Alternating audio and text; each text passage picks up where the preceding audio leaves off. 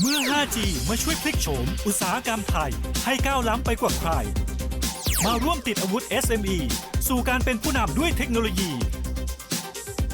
ที่งานสัมมนา 5G True 5G Tech Talk by Huawei ASEAN ACADEMY ฟังคำแนะนำจากผู้เชี่ยวชาญทั้งไทยและต่างชาติจาก6วงการธุรกิจที่จะมาให้ความรู้สลับสับเปลี่ยนทุกเดือนร่วมเปิดมุมมองเพื่อยกระดับธุรกิจกับงานสัมมนาออนไลน์ครั้งยิ่งใหญ่แล้วมาสัมผัสเทคโนโลยีของจริงได้ที่งาน True 5G World Tech X มาร่วมสัมมนาออนไลน์ผ่าน True B Room หรือชมถ่ายทอดสดผ่าน True ID ช่อง ID Station ติดตามรายละเอียดที่ Facebook Techsauce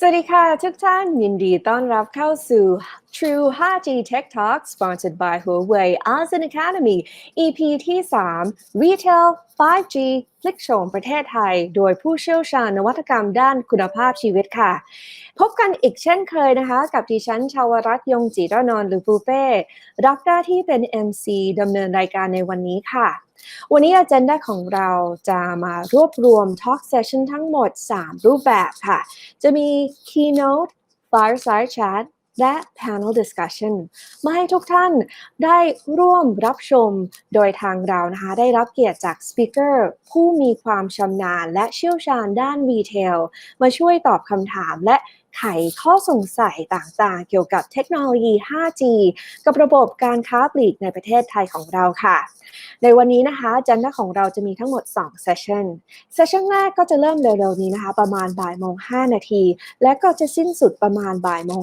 55นาทีค่ะคือเป็น Keynote และ Fireside Chat จากคุณ Reynazran Royono Founder and Chief Executive Officer of Snapcart and former Head of Modern Retail Business Unit of P&G ซึ่ง session นี้นะคะก็จะเป็นภาคภาษาอังกฤษ session ถัดไปก็จะเริ่มประมาณบ่าย2นะคะแล้วก็จะสิ้นสุดประมาณบ่าย2:50 นาทีนะคะคือเป็น panel discussion และ Q&A ซึ่งเราก็จะมีทั้งภาษาอังกฤษกับภาษาไทย speaker ของเราก็คือคุณ Axel Winter Chief Digital Officer of สยามพิวัตร Group and คุณสุลาภ ดานุกา Head of International B2B Business True Digital Group ค่ะซึ่งทั้งหมดนี้นะคะของ panel discussion แน่นอนเราก็จะมี poll ให้ท่านผู้ชมมีส่วนร่วมในการตอบคำถามต่างๆและระหว่างการพูดคุยทั้ง session แรกกับ session 2นะคะถ้าเกิดท่านมีข้อสงสัยอะไรและอยากจะถามคำถามก็ส่งได้เลยนะคะ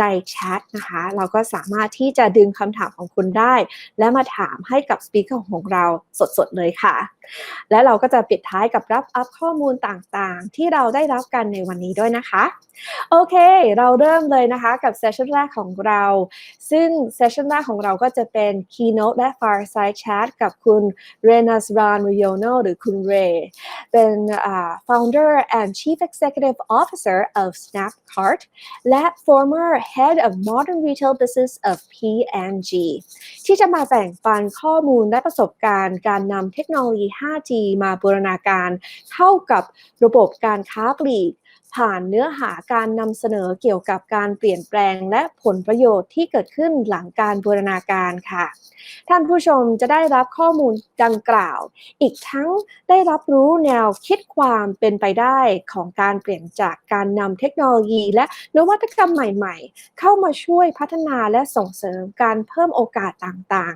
ๆให้กับธุรกิจค้าปลีกในประเทศไทยค่ะโอเคค่ะงั้นเดี๋ยวฉันขอเรียนเชิญนะคะคุณเรนัสราน รโยโนเลยค่ะ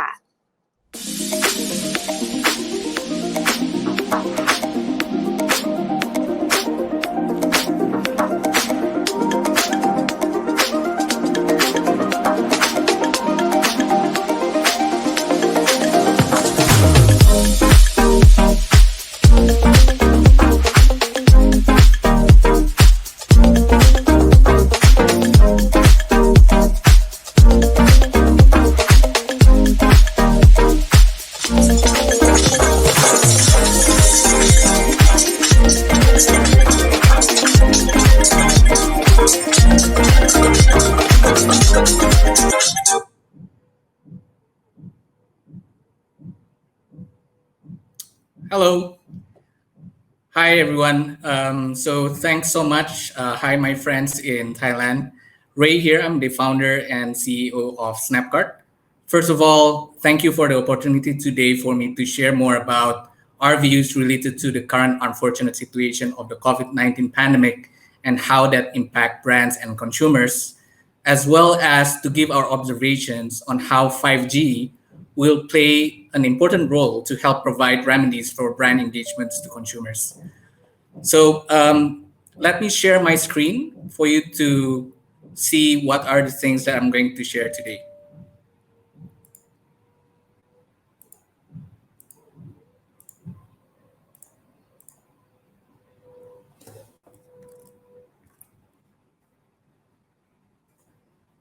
Okay. So before I start with the topic, allow me also to introduce a bit about Snapcart because we're a company that is more focused on analytics as well as brand engagements. And I purposely put COVID-19 bump as one of the topic because that's going to be relevant to the end of the presentation itself. So Snapcart is a deep tech company where we focus on developing automations for brands to engage to the consumers in a holistic way by providing services that covers data, research, and promotion capabilities. The company started in 2015 with a stronghold in Southeast Asia, primarily in Indonesia and the Philippines. We partnered with technology companies as well as more than 100 brands as clients in the region.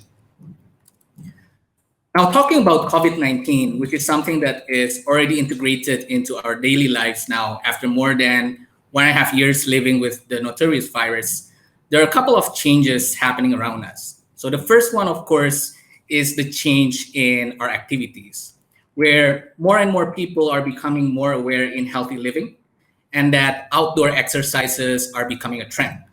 Long gone the gym exercises due to the fear of being infected by the virus indoors. Hence, there's a good rise of health wearables, vitamins purchases, and everything related to health in the region. And humans need connections, right? It requires connections. And due to the limited social activities imposed by the governments across Southeast Asia, having pets is now considered as a really comfortable alternative. I myself, for example, has adopted 2 poodles during the pandemic to keep my wife and myself company. Now, I used to be based in Thailand for 2 years back in 2007, 2009. And, coming from a country from Indonesia where we usually hug and kiss when we meet family and friends, or at least shake hands as a professional courtesy, the Thai way to greet people is seen as a bit awkward for me back then. But now, that is the common way to greet people. You bow, you say hi, and that's something that is spreading like a virus. Video conferencing in business becomes the norm. Usually, business partners would prefer to have a face-to-face interaction, and that is not the case anymore due to the COVID-19 situation. Whenever our team at Snapcart need to go to have discussion with the client, instead of inviting us to their office, our clients would share a Zoom link instead. And that's something that is already common across businesses. Tourism definitely is not doing well due to the lockdowns in multiple countries. Many countries require isolations, which increase huge costs for tourists. And at the same time, due to the high risk, this is something that most people would avoid. And of course, tourism is just an example of the hardest hit industry. But as you all know, there are other industries impacted heavily. Now, I'm a big fan of a comedy show called The Big Bang Theory. And there's this character called Dr. Sheldon Cooper, who is super OCD and a clean freak. I used to laugh at the character, and ironically, because of COVID-19, I've become that same persona as Dr. Sheldon Cooper. And I do believe that this is now the same trait as most people in this session, in this event. Jobs are lost due to COVID-19 due to the budget cuts in multiple industries. And this cut across not just in startups like Snapcart, but also in large corporates, especially in industries mostly affected by COVID-19.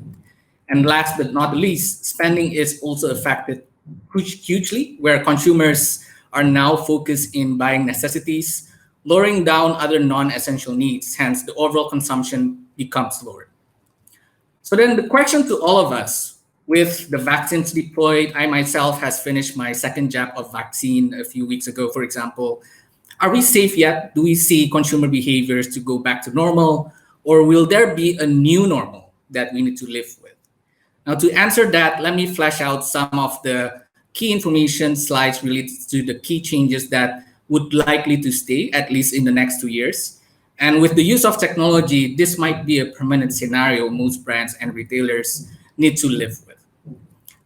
Now, the first one is the behavior of shorter distance traveling. And I guess this is something that is common across consumers.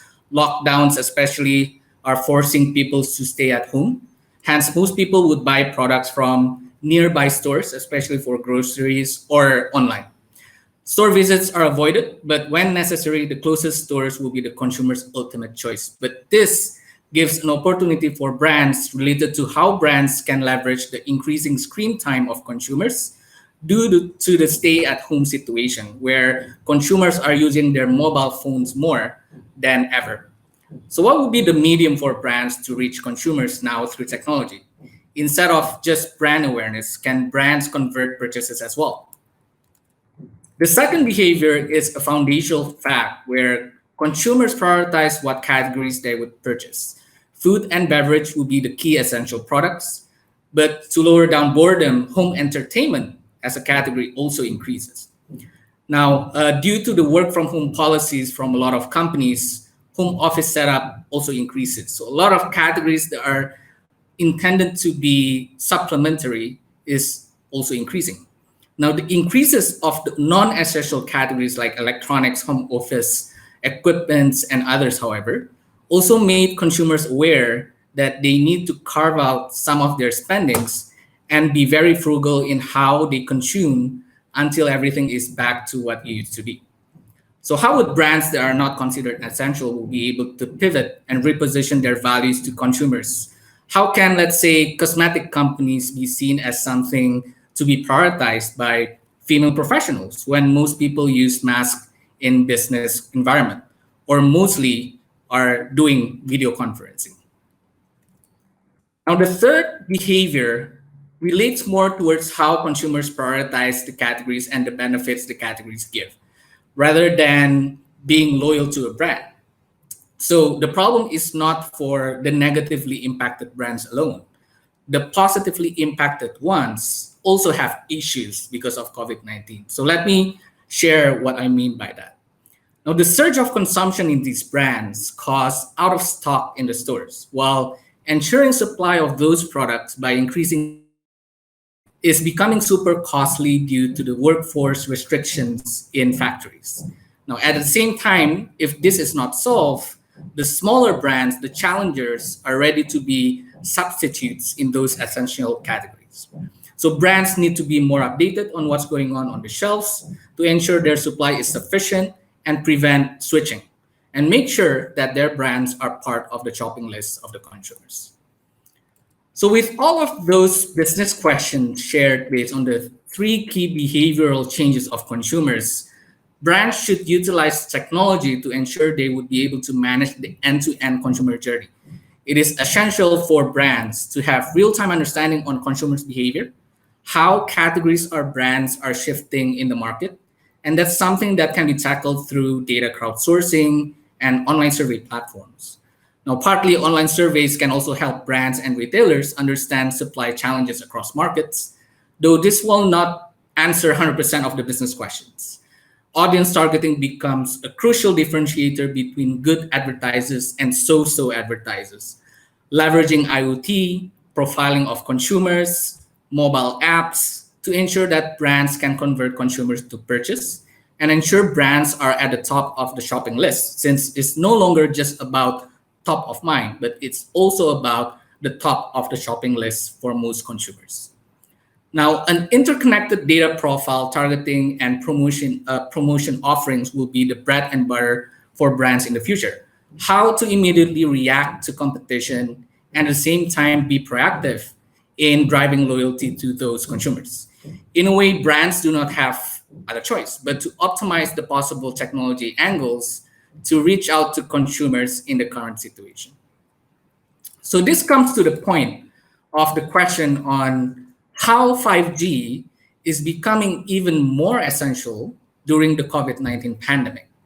We are seeing applications of high-tech approaches in both the retailers and the brands. So let me share some of those use cases in the slide that you're seeing.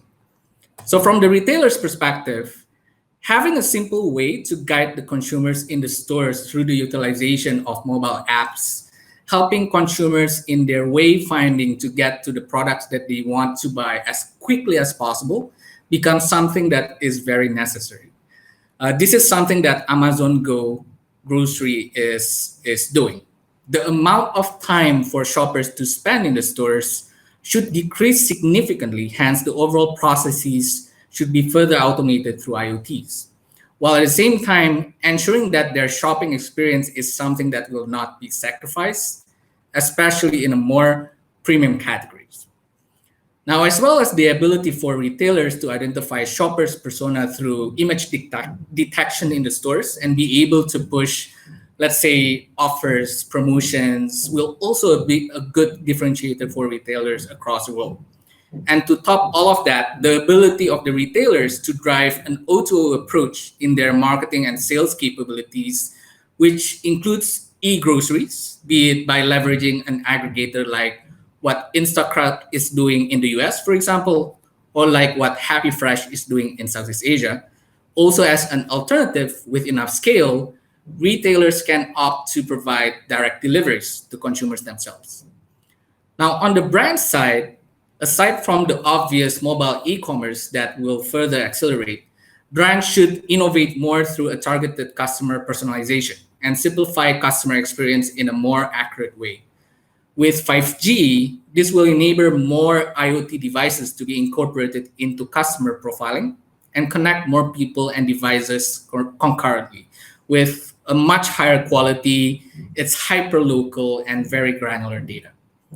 By utilizing the real-time analytics and the endless applications that it might provide, which is exactly what Snapcart is trying to provide to our clients, digital ads will become more and more targeted. It will become more interactive due to the enhanced speed and image or video quality.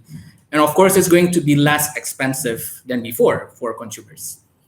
Also, the possible application of augmented reality, virtual reality will help to enhance experience for consumers.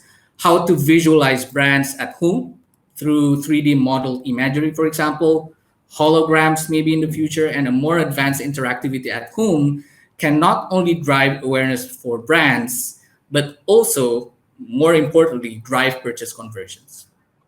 Now, there will be more commercial partnerships that we're seeing in the future between electronic brands and packaged goods brands or FMCGs to leverage the multiple devices at home and enhance the remote way of shopping in the future. Now, the title of my presentation, if you remember, purposely used the word bump as I given you the heads up in the beginning of the presentation. What I want to drive home in today's sharing is that it depends on the business decisions on how to utilize the momentum, whether it is bad or good, to secure the future of your business.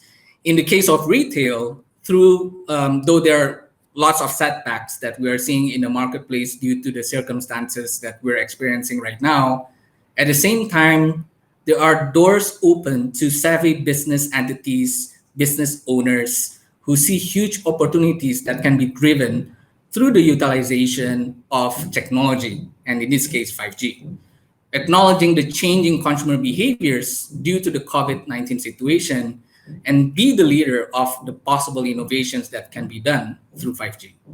So my advice is, instead of reminiscing what does the word bump mean to you, I encourage you to define your own bump, leverage 5G to the benefits for your business.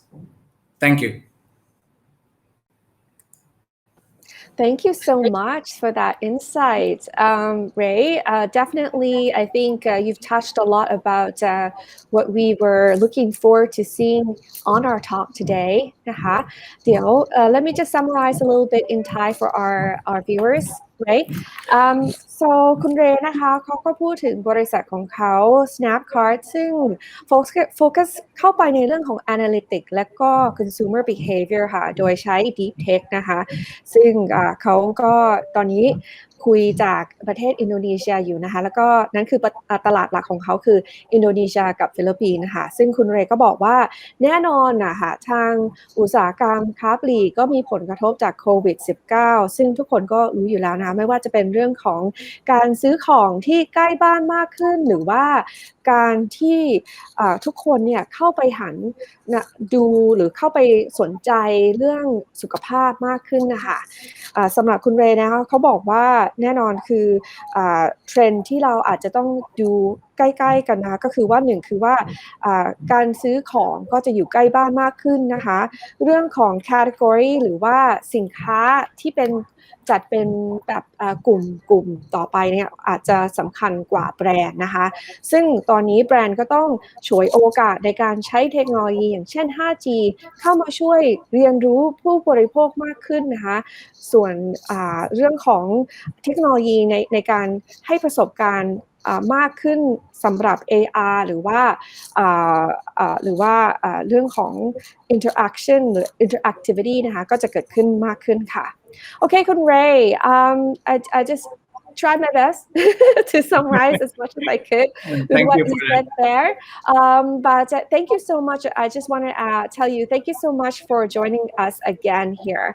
And for our viewers, if you're interested in giving or asking questions to Kun Ray, you can by putting your questions in the chat box นะคะสำหรับคำถามที่ผู้ชมอาจจะมีให้กับคุณเรย์นะคะท่านสามารถพิมพ์ได้ในแชทนะคะแล้วเดี๋ยวทางทีมเราก็จะเอาคำถามนี้นะคะมาถามคุณเรย์ค่ะ But first let me ask you the question of technology. You said just a little bit a minute ago in your keynote that we need to understand consumer behavior much faster than before. How can technology then help us understand consumer behavior at that rate that you're talking about? Yep. Thanks for the question, Pupe. And I'll try to also give an example on how this is exercised or realized in real life by certain companies, right? So as connectivity speeds increase, so too will the number of wireless users and devices across the globe. This means increasing data collection as mobile connectivity reaches even deeper. And we're looking at even rural and remote areas and further into people's homes with the spread of IoT smart devices, right? So indeed, estimated by 2025, there will be around 75 billion IoT devices expected to be interconnected. So it's no wonder that 51% of the world's top marketers expect IoT to revolutionize the industry. And as a result, not only, and I'm just trying to link this with 5G, not only will 5G connect more people and devices, it will also collect higher quality, hyperlocal granular data and all of which will give marketers more opportunities, to better understand personalization as well as the ability to understand customers' needs in real time. With 5G data transfer speeds, the possibilities for hyper-personalized experience that merge detailed customer data with real-time analytics are practically endless, right? And an example of this is there's this in the retail space. There's this company called AWM, Adroit Worldwide Media, and they are using a smart shelf that is working on a system that combines mobile apps with facial recognition software to track a shopper's gender, ethnicity, emotional state even, and then shoppers can upload receipts to the app, which is something that Snapcart is doing to get allocations for every items that they're trying to buy. And the system can also identify what's in their carts and make predictions about what else that they might need, right? So nearby kiosks will display ads or coupons for relevant products based on that data. Like example would be spaghetti sauce or pasta, right? So that's just example on how data can be leveraged and what is the use case in real life by companies right now. Okay, so very, very good thoughts to think about here นะคะ I'm just going to switch a little bit to Thai for our viewers คุณเรย์ก็พูดถึงว่าการใช้เทคโนโลยีอย่างเช่น 5G เนี่ยจะมีบทบาทสำคัญมากโดยเฉพาะในเรื่องของIoT นะคะหรือ Internet of Things ที่จะมาเกิดขึ้นเรื่อยๆนะคะแล้วก็ทำให้แบรนด์หรือว่าบริษัทเนี่ยสามารถเข้าถึงคือความคิดเห็นของผู้บริโภคให้มากขึ้นได้ง่ายๆขึ้นนะคะ But I think my question then is how are we in establishing the infrastructure to allow for this to happen. As we all know, we've been talking about 5G for a long time.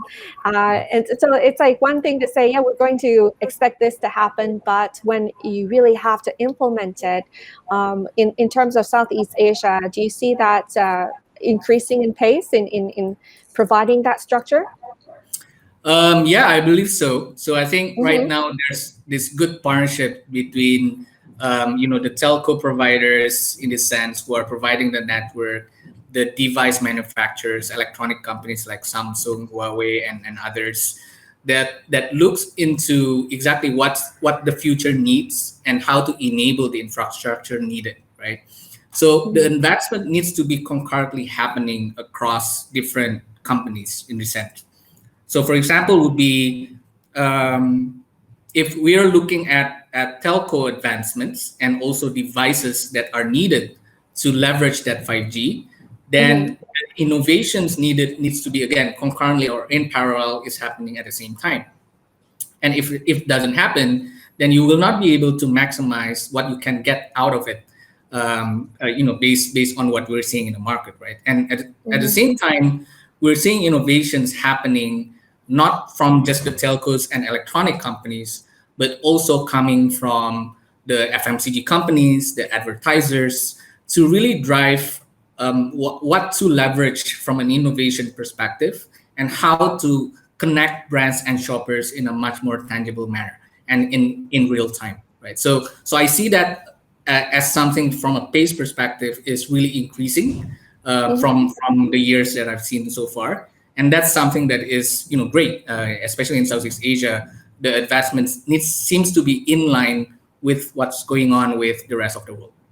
Okay, so definitely that's good news. But then when you talk about consumer behavior, I mean, there has been at the very beginning a lot of concerns about personal data, about giving data. I myself I feel very freaked out sometimes when I'm using my smartphone or anything. Of course I have to shop online, but sometimes there is concern about my information being used. Do you see that happening, or do you see less of it now because of the pandemic and people getting used to having their information shared like that? I see. No, I think what's going on actually is more the opposite. I think people are more reluctant to share their data. And that's what's happening in major companies like Apple, Google, who are basically enforcing the ability for users to opt whether they want to share their data or not, right? So in the past, I think we're talking, 10 years, 5 years, or even 2 years back, it's very easy for companies, electronic companies, Apple in a sense, Samsung, or even companies like Facebook and Google to kind of get data and just utilize it according to what their business needs are. That's not the case anymore right now. So with the latest update from iOS, for example, it's going to be very hard for advertisers to actually look into the in-depth data that they need to do targeting in the past. So that's something that Apple is kind of safeguard the consumers from to ensure that the user data is protected, right? So that's something that is going on right now, globally. But that doesn't necessarily mean that the data then becomes scarce. The data is still there. It's just that from a collection perspective, it's no longer related to more personal identification of the users, but we're looking into abilities to, let's say, create a way to target users based on lookalikes or based on personification or based on segments. So then the personal information is still protected, but at the same time, brands have the ability to utilize additional data points that are non-personal identification information, or what we call PII in the data world. But that's something that still will enable the brands to kind of drive home the targeting that is needed to target the consumers in the long run, right? So I think in a way that we're becoming more mature when it comes to data management. We're protecting data from the consumers and the user side. But at the same time, because of the richness of data is increasing, that doesn't dilute the ability for brands to target consumers eventually. So that's very interesting answer there. So I just wanted to summarize a little bit in Thai for our viewers here. เป็นคำถามที่แน่นอนต้องถามคุณเรย์นะคะคือว่าคือข้อมูลส่วนตัวของคนแล้วมีการเปลี่ยนแปลงหรือเปล่าในแง่ที่ผู้บริโภคเป็นห่วงมากขึ้นหรือเปล่าสำหรับ data ของเขาที่อาจจะถูกเอาไปใช้จากการซื้อของออนไลน์อะไรแบบนี้นะคะซึ่งคุณเรย์บอกว่าก็ความจริงแล้วตอนนี้คือก็มีความรู้สึกว่าผู้บริโภคก็ระมัดระวังมากขึ้นแต่นี่ก็ไม่ได้หมายความว่าข้อมูลส่วนตัวของเขาจะคือข้อมูลของผู้บริโภคไม่มีนะคะคือมีแต่อาจจะเอา data point ต่างๆเอามารวบรวมกันใหม่ซึ่งอาจจะไม่ได้เป็นดีเทลในขณะที่แบบเป็นส่วน personal เกินไปของผู้บริโภคแต่ว่าอาจจะออกมาเป็นแบบเป็น category ของผู้บริโภคมากขึ้นนะคะ Okay, so that's very interesting then. If you then take a look at the 5G technology as what we've just saying and talked about, can you walk through maybe perhaps an example of how data is taken from consumers, how you can track consumer behavior in e-commerce and how it's changed in the past year?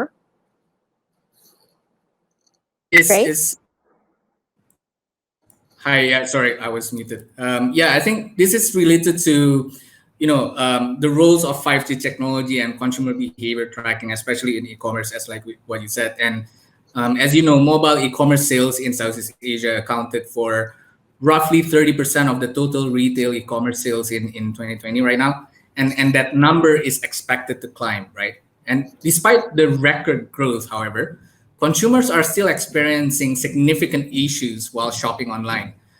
Their biggest frustration stems from latency. For example, in a recent survey, if I'm not mistaken, around 42% cited that low-performing websites or apps are their largest disappointment. Right. Other major issues included, for example, too many steps in the buying process. There are checkout errors. There are missing items when they buy the products. So those are things that needs to be improved. So as networks speed up with 5G, zero latency will effectively eliminate the number one problem for mobile shopping. So that gives companies, marketers, a brief window to prepare, of course, for the 5G environment, by streamlining shopping apps and improving the customer experience so they can cash in on the upcoming growth, right? And I give an example. There's a company called Wish. So they recently came up with a highly effective way to improve their customer experience, and they use it to build right now an $8 billion shopping app, right? Making it one of the most popular shopping apps in the world. The company's strategy was to ingest 17 billion consumer behavior events per day from multiple sources, be it apps, be it advertisers, be it IoTs, its websites. The resulting result for the app is a highly personalized shopping recommendation engine that delivers 95% relevance to the exact targeted consumer segment that they want to target. And of course, the company's conversion growth is multiplied. It's ultra multiplied because of this approach. So when 5G is ubiquitous, such huge data sets, high speed, real time customer marketing interactions will become the norm, and it's not an exceptional case study anymore, right? So what Wish is doing right now will be reapplied to many apps and e-commerce players. Hence, it's going to become something that is normal, and that's why innovation growth in the future. And we're not talking about 5G. We're looking at more Gs in the future, right? And that's something that will definitely leverage the experience that the consumers need. That's very interesting indeed นะคะก็มีกี้คุณเรย์ก็บอกว่าดิฉันก็ถามคุณเรย์ว่าแบบการเก็บข้อมูลโดยใช้ 5G ค่ะถ้าเกิดเราพูดถึง retail ecosystem ค่ะตอนนี้ขั้นตอนมีอะไรบ้างได้สังเกตอะไรบ้างนะก็คุณเรย์ก็บอกว่าแน่นอนคือตอนนี้คนเขาก็จะบ่นมากเลยเกี่ยวกับการมากช้าของระบบนะคะที่อาจจะเกิดขึ้นในแง่ของเทอมที่เขาเรียกว่า latency ที่อาจจะเกิดขึ้นเพราะฉะนั้นเนี่ยถ้าเกิดเรามีเทคโนโลยีอย่างเช่น 5G เข้ามาแล้วมันจะทำให้ทุกอย่างราบรื่นมากขึ้นและก็เร็วขึ้นแล้วก็ประสบการณ์ของผู้บริโภคก็จะดีขึ้นนะคะคุณเรย์ I just thought of another a point and I really wanted to understand this more because I do shop online along with everybody else as I mentioned and one of the things that I feel that it's a bit different between shopping online and offline is that when you go to the store or when you go to the mall, you have that element of surprise. Like, you have that opportunity to see something that you might not have thought of buying, but then it's a surprise, it's a discovery. That's why people go shopping, right? Because they like that journey and that experience. Whereas then if you bring in technology and it's more catered to your tastes, it becomes a bit scary in the fact that all you see is basically everything that is catered to you. But do we run into the problem of that lack of surprise, that factor when it comes to using technology and shopping? Yeah, so the answer to that would be no, and I think this is going to be the role of retailers in the future, right? So there will be a lot of questions related to, okay, what will be the future of shopping like? Will it be 100% online, or is it going to be also offline? So I believe the future of shopping will still be a balance between offline presence and online capabilities. So as you rightly said, the online capabilities basically push that relevant offers to you. Hence, discovery is not needed. It's less time consuming. But then at the same time, you do want to discover new things, right? So a real life example, I'm a geek when it comes to collecting action figures, for example, like from comics and so on. So I recently went to a toy store. Of course, because of social distancing, it's easier for me to navigate looking for collectibles to purchase, right? Now, that experience that I have looking at huge statues of my favorite superheroes, some comic books that I can open and read, really drive the urge to spend more in that store. I might not purchase the products that very moment. As a matter of fact, some of the action figures need to be pre-ordered, right? So pretty much the purchase is still happening online. Now, what's interesting though is when I walk out from the store and go to my screen, suddenly the relevant action figures that I want to buy becomes quite apparent compared to before I go to the store. So what's happening is it seems that the offline stores are also collecting some information that might be derived from the activities that I'm doing in the store. But then, that discovery, that urge can also benefit, the shoppers to even spend more through that approach of O2O, right? Online, offline, offline, online. So again, without that offline in-store experience, I might not be motivated to purchase at the first place.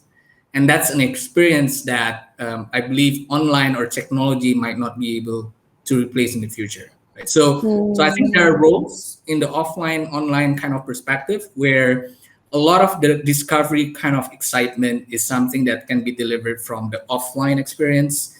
But when it comes to personalization, that's something that, offline also collects some data, as I said, but from the online side, there's a lot of permutations on recommendations that can be pushed to the user side in this sense. Right? So, okay, that's very interesting ค่ะก็เมื่อกี้ถามคุณเรย์ว่าเฮ้ยตอนนี้คือทุกคนก็ช้อปปิ้งออนไลน์แต่ว่าอาจจะขาดความอะไรดีอะค่ะคือการที่จะได้สัมผัสกับสินค้าอื่นที่อาจจะไม่ได้อยู่ในอัลกอริทึมของตะกร้าของเราเองตอนที่เราช็อปออนไลน์นะคะท่านผู้ชมอาจจะเคยสังเกตนะตอนที่ช็อปออนไลน์ก็จะสังเกตว่าสินค้าที่เราจะเห็นที่จะ pop up ในสกรีนของเราก็ส่วนมากก็จะเป็นจากที่เราจิ้มไปค้นหาเองค่ะแต่ว่าคุณเรย์ก็บอกว่าต่อไปนี้ก็คงจะมีการผสมผสานระหว่างออฟไลน์กับออนไลน์โดยที่คุณอาจจะออกไปดูของที่ร้านอะไรอย่างเงี้ยค่ะแล้วเสร็จแล้วนะคะก็ข้อมูลที่ได้จับมาจากร้านก็อาจจะปรากฏขึ้นมาในสกรีนของคุณตอนที่คุณไปค้นหาสินค้านั้นออนไลน์ค่ะสำหรับผู้ชมที่อยากจะถามคำถามนะคะก็ยังถามได้นะคะขอเชิญชวนให้ทุกคนถามคำถามได้ในแชทนะคะ For those who are wanting to ask questions to convey please do we are waiting for your questions as always and we're excited to give them to Ray as he is speaking to us live here from Indonesia. All right, Kun Ray, we let's go to the back end of the retail ecosystem then. How is 5G going to impact the back end of the retail ecosystem?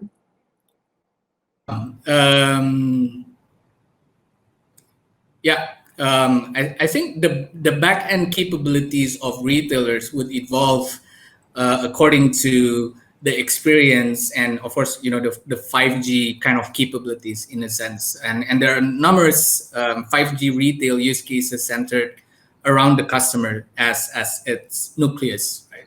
One area that will be positively affected is the in-store customer experience. For example, touchless and contactless checkouts because that's needed right now because of the COVID situation. People tend to not want to touch surfaces. Utilizing AR, augmented reality, for product or brand information, and even wayfinding in the store. So I want to go to a diapers aisle. So how to get there in a fast manner, right? So all of those will be enabled by 5G. Another area is personalization, where retailers will be able to use advanced artificial intelligence or AI, machine learning, to personalize pricing and promotions in the store. So that personalized price, right now what you're seeing in the store is that it's one price to everyone going to the store. But it could be that in the future, pricing could be personalized based on that trip that you're doing as a consumer, right? And that will not be possible to be done if there's no 5G. Now that's more on kind of the in-store experience side, right? Now on the operation side, there are other 5G retail use cases that will, raise the bar for example, inventory and productivity.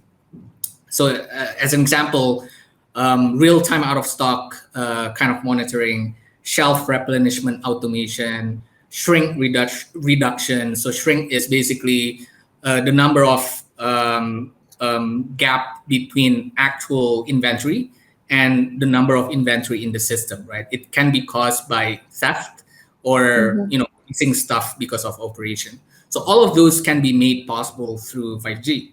And all of these use cases will use a combination of IoTs, right? Intelligent cameras, sensors, workforce and store efficiency are also going to be improved, where 5G will have a huge impact. This will include use cases such as a planogram design. So on the shelf, how do you put the different products in a more enticing way for users to then purchase the product? Associate training through virtual reality and augmented reality is something that can be done also from a personal perspective, right? So there's a lot of things, to be honest. I can talk days to kind of say and share examples. Yeah, but I think the future is really, really bright. I think that is very interesting. And I believe you when you say that you can speak on and on and on, because it is something that you are doing, and it is something that is happening as we're speaking there. And I just want to say, yeah, it definitely, I can see that happening with that personalization pricing for consumers, because everyone wants to feel that they're special, right?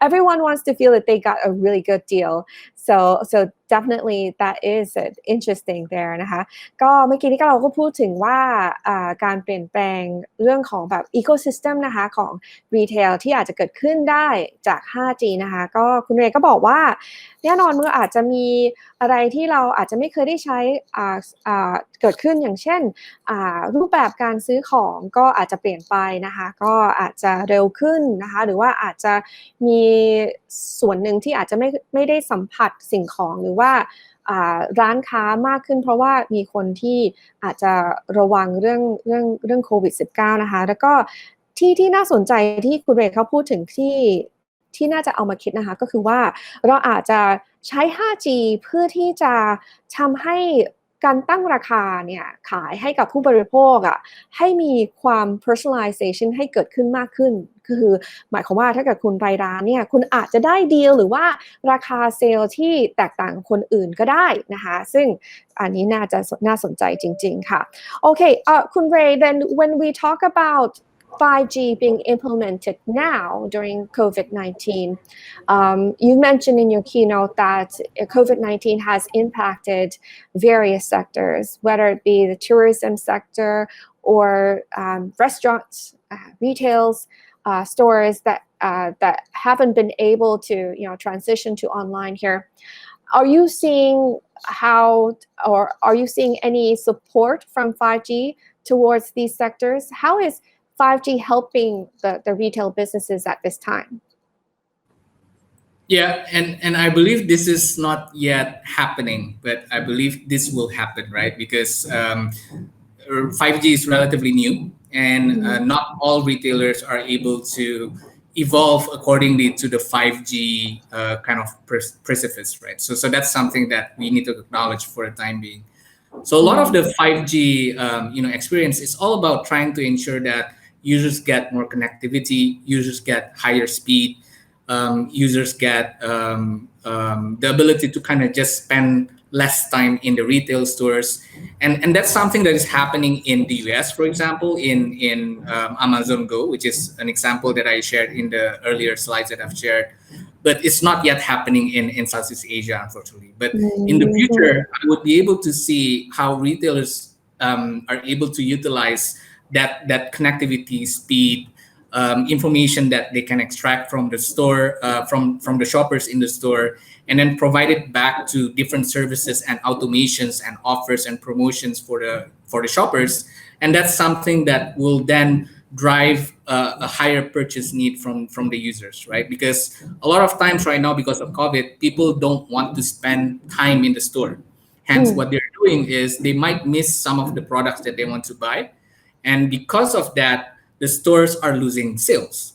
Yeah. But at the same time, if they're if they're able to kind of create a way to ensure that the shoppers spend maximum 10 minutes in a trip, but then they would get 100% of all of the products that they're getting, which includes some of the examples that I shared related to wayfinding, personalization, or even in future pricing personalization, and so on and so on.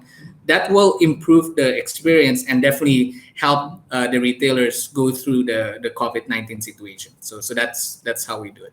โอเคค่ะก็เมื่อกี้นี้ก็ถามคุณเรย์ว่าตอนนี้ณปัจจุบันนี้คือได้เห็นการใช้ 5G ที่จะเข้ามาช่วยเหลือเซกเตอร์ที่มีผลกระทบจากโควิด -19 หรือเปล่าในเรื่องที่อย่างเช่นในอุตสาหกรรมการท่องเที่ยวหรือร้านค้าที่อาจจะยังไม่สามารถที่จะเข้าออนไลน์ได้ท่านก็บอกว่าก็ยังอาจจะต้องรอสักพักนึงแต่ว่าสิ่งที่เราอาจจะเห็นได้ก็คือสิ่งที่เกิดขึ้นที่อเมริกานะคะซึ่งแน่นอนโครงสร้างเทคโนโลยีที่อเมริกาก็ได้พัฒนาเร็วกว่าบ้านเราแล้วก็เราก็เห็นว่ามีอย่างเช่น Amazon Go นะคะที่ให้ความสะดวกมากขึ้นกับผู้บริโภคที่จะเข้าไปในร้านค้าและใช้เวลาน้อยลงแต่ว่าในขณะเดียวกันก็ให้มีความ personalization ที่เกิดขึ้นนะคะก็คือว่าการใช้ข้อมูลของผู้บริโภคมากขึ้นให้ประสบการณ์ของเขาให้ดีขึ้นนะคะโอเคค่ะสำหรับคนที่มีคำถามก็ถามมาได้นะคะเพราะว่าเราก็รับคำถามให้กับ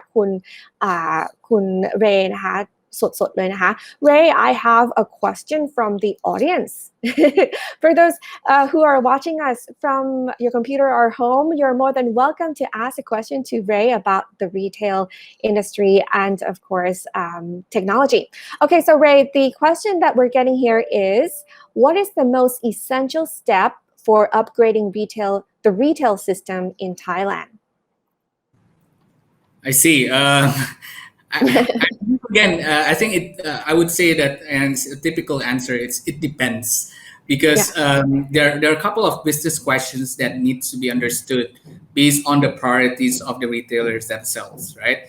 So if the priority for the retailer is all about discovery, for example, then all of the things related to merchandising, IoTs will be one of the important thing that needs to be done at that retail store. If the priority of the retailer will be purchase conversions and personalization, or maybe improving margins, right? So that personalized pricing kind of capabilities will be also important, right? But I think the first step is to really identify, okay, what is your business objective? What do you want to try to get out of it in terms of business result? Is it sales growth? Is it more margin? Is it more traffic to the store? Is it maybe developing an online offline capabilities because the retailer is not having it yet? So based on that business objectives, then you'll be able to kind of identify what kind of investments that you can do from a perspective of 5G utilization, right? So investment can be range. It can be in the form of the IoTs that you need to invest, like sensors and things. If that's too advanced, then you can think of how about creating an app that will improve the consumer experience, both online and also offline experience as well, and other things that you can think of, right? So there's no fixed formula on what is that first one that you need to kind of do. Of course, the easiest way, and I think that's going to be relatively important for retailers, is that capability of O2O. I think that's right now very important, where you're O2O able as in offline, online, right? Exactly. The offline to online and online to offline kind of perspective, where you're able to drive an ecosystem to drive loyalty for users based on the data that you collect from the users, based on historical purchase of users, and then you can drive a lot of awareness and brand building and loyalty building through that ecosystem that you're building, right? And again, with the speed improved with 5G, the experience of having that online interaction and then going to the offline side, getting the data from the customers, and then go back to the online recommendation, those will be much more seamless in the future. Yeah. Very, very good thought there. I think that goes back to what you were saying, right? We kind of have to make our own path. I mean, be realistic about it, that, technology or the infrastructure might not be there yet, but at the same time, if you're going to prepare for the future, which you should do it carefully and learn from others, like, for example, the United States. So let me just summarize that in Thai just a minute for our viewers here นะคะขอสรุปเป็นภาษาไทยเล็กน้อยนะคือเมื่อกี้นี้มีคำถามจากที่บ้านถามว่าถ้าเกิดว่าจะอัปเกรดนะคะระบบการค้าปลีกในประเทศไทยเนี่ยจะอัปเกรดยังไงนะคะซึ่งคุณเรย์บอกว่ามันอยู่กับความต้องการของ แต่ละแบรนด์หรือว่าแต่ละบริษัทนะคะคือโอกาสของเราตอนนี้คือว่าในระหว่างที่เรากำลังพัฒนา infrastructure ของเราในแง่ 5G หรือเทคโนโลยีอะไรอย่างเงี้ยค่ะเราก็สามารถที่จะไปดูเพื่อนบ้านของเราได้อย่างเช่นที่อเมริกาว่าเขาทำยังไงนะคะแล้วก็เราก็ต้องเข้าใจว่าแบรนด์ของเราต้องการที่ทำอะไรเป้าหมายของเราคืออะไรเราต้องการที่จะเพิ่มเซลล์หรือเปล่าเราต้องการที่จะเพิ่มทราฟฟิกเข้าให้ผู้บริโภคเข้ามาในร้านของเราหรือเปล่านะคะแล้วก็เลือกสินค้าหรือว่า product IoT หรือ Internet of Things ให้ดีที่สุดทำไงให้ได้ให้เราเห็นว่าเรา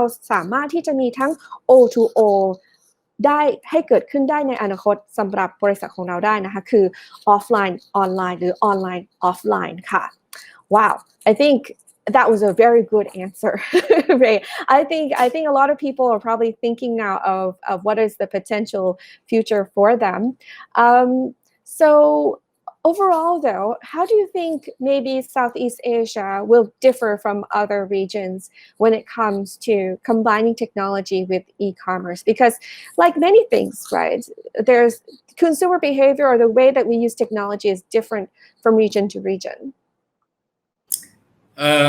yeah, it's an interesting question, and I'll try to provide some extreme examples because one of the challenges that we face as a region will be geographical challenge in some of the countries, right? Because we do have a sizable part of what we call rural area, which is more remote.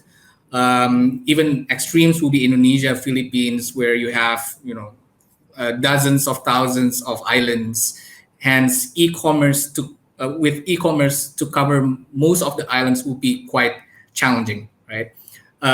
E-commerce right now, I give an example for Indonesia, will cover most of the main islands like Java Island and Sumatra Island.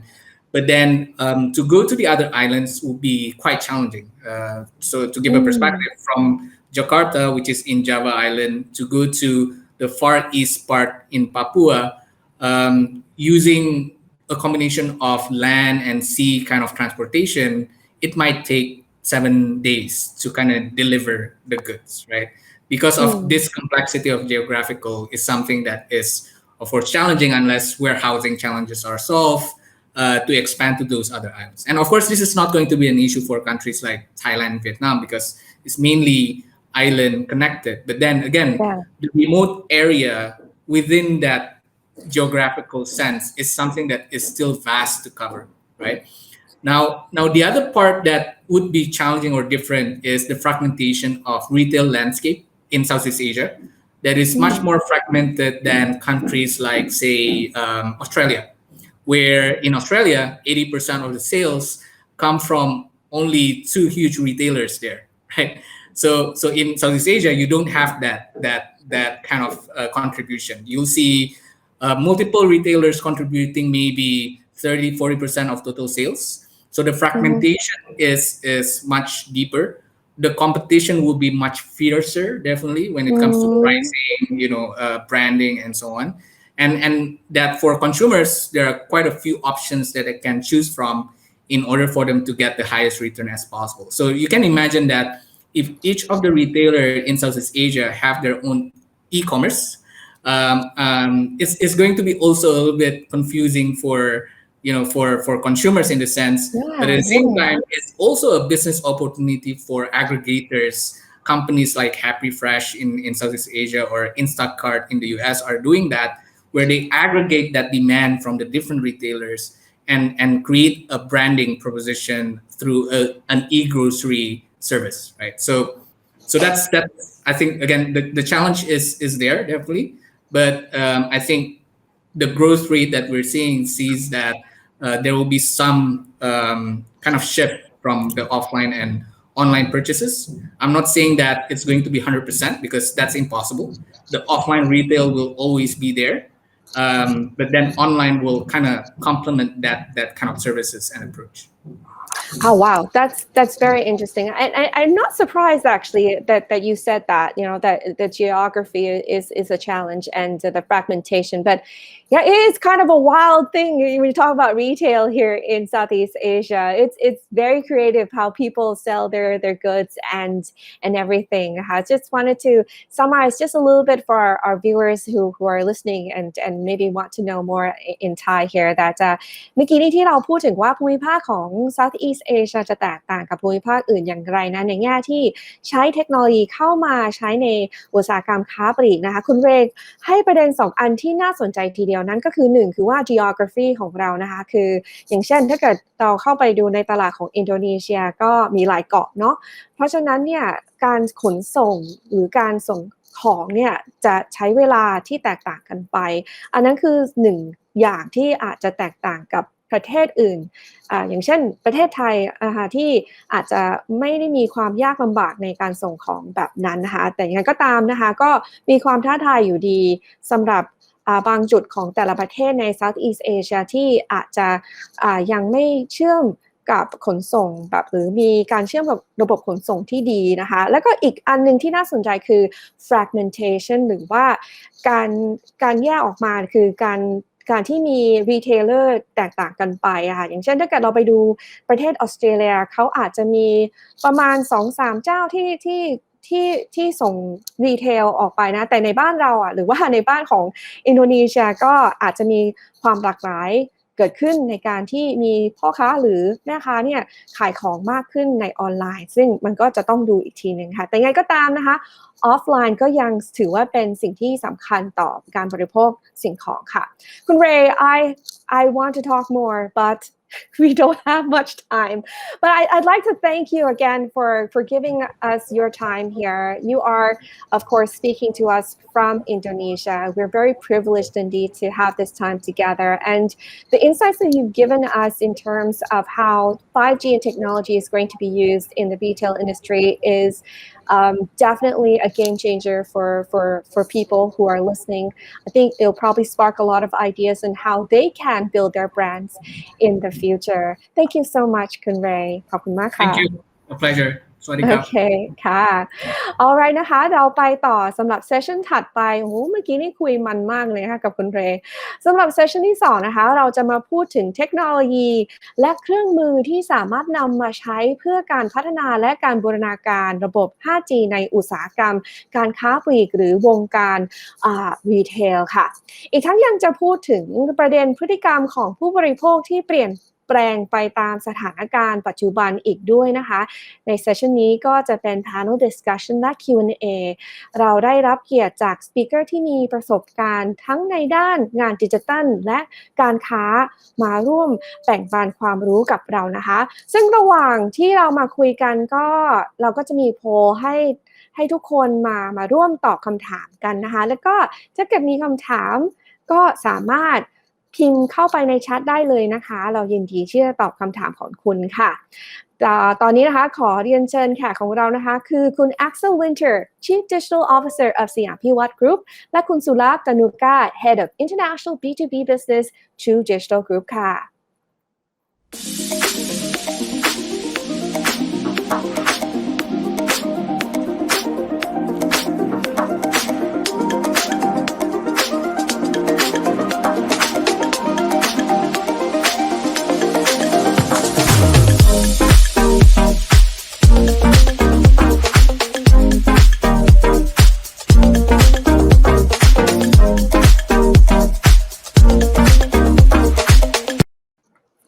Swadika. Hello, everyone here.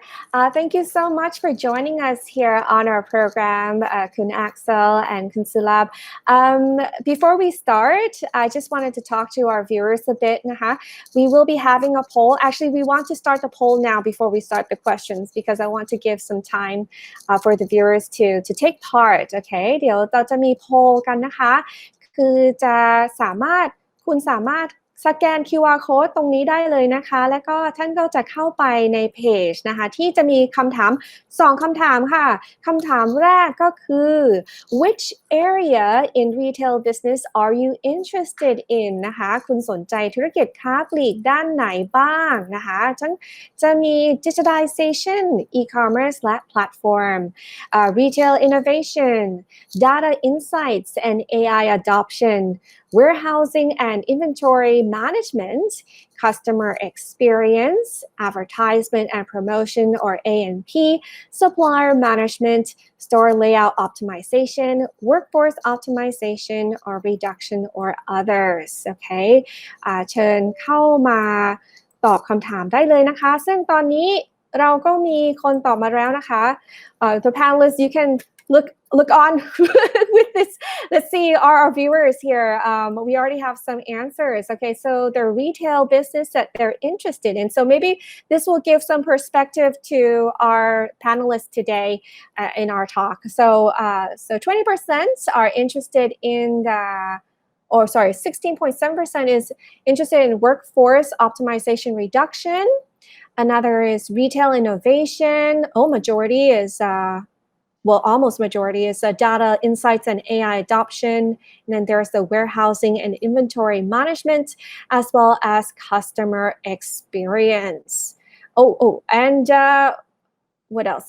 Store layout optimization. I think Kun Ray actually talked about that as well. In the first session, how 5G will come into play into changing the way that the stores are built นะคะ Okay คำถามต่อไปนะคะ The next question for a poll before we get to talking here is what are the common challenges players in retail business face นะคะอะไรคือความท้าทายที่คนทำธุรกิจค้าปลีกต้องเผชิญ So you have insufficient capital investment, lack of expertise, disjointed customer experiences, customer behavior change or user adoption, inventory management, and others. Okay, so let's see. We have some responses already. Some are saying inventory management. Others are saying lack of experience. Okay, that is understandable. And the other one that's taking majority is customer behavior change and user adoption. Okay.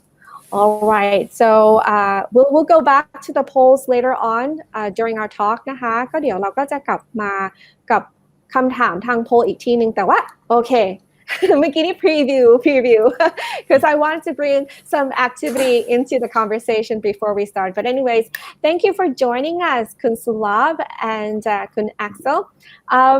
Before we start, I'll just give you an opportunity to introduce yourself briefly to the audience. Kun Axel? Thank you very much. Actually, my pleasure to be here and have also this survey is quite interesting. It fits quite well what I have been and I'm working on. So as you introduced me, I work with CMPWA to drive new digital agenda. And also, fortunately, in the past, had the opportunity to work with Central Group as well as Standard Chartered Bank. So I have a bit of a mixed banking and retail background, which is good because nowadays financial services and retail converge around the consumer in a sense. We're seeing this whole advent of crypto, which also adds to this. So it's quite interesting to see how all the industries I work for coming together into one. Okay.